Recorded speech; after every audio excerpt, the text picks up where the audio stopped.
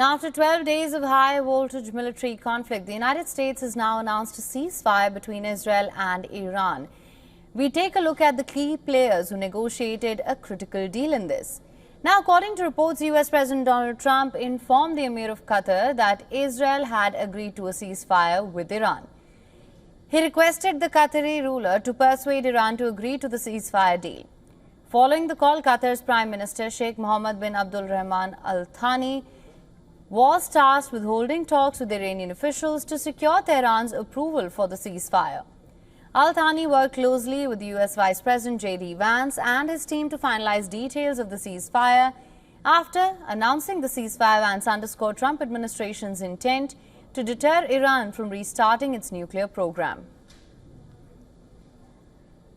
If Iran is desperate to build a nuclear weapon in the future, then they're going to have to deal with a very, very powerful American military again.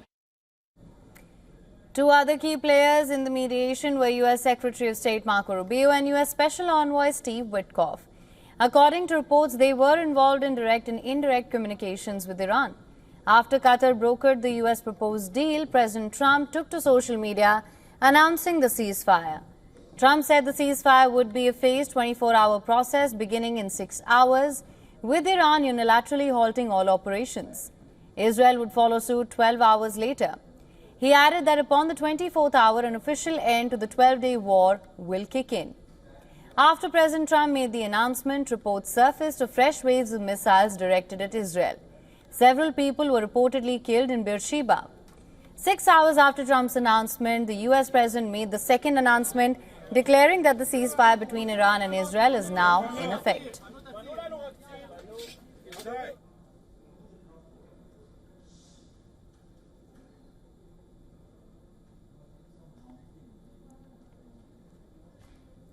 And of course, we've been speaking to foreign policy experts and analysts on the situation in West Asia after Trump's announcement of a ceasefire between Israel and Iran. Let's listen into what they had to say. The big question then becomes, how long does it last? Do both sides accept it as permanent or at least long-term? Do both sides, really the United States and Iran, sit down and talk? What happens to the nuclear program? Those are questions that can only be addressed if the two sides stop shooting at each other. I don't put too much weight behind what President Trump has to say. I put actually more weight behind what Prime Minister Netanyahu will do or won't do.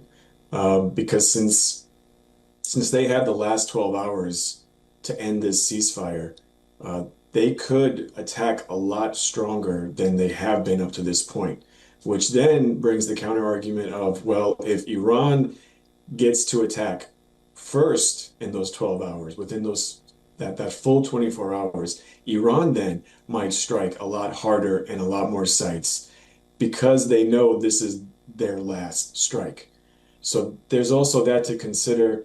And with any ceasefire that we have seen throughout the modern history, just because someone says there's a ceasefire, it doesn't mean that it's going to hold. If it's just verbally, or in this case, a tweet, it doesn't really hold much weight. It's more about practically what's going to happen in the next couple of days and weeks and obviously months and years.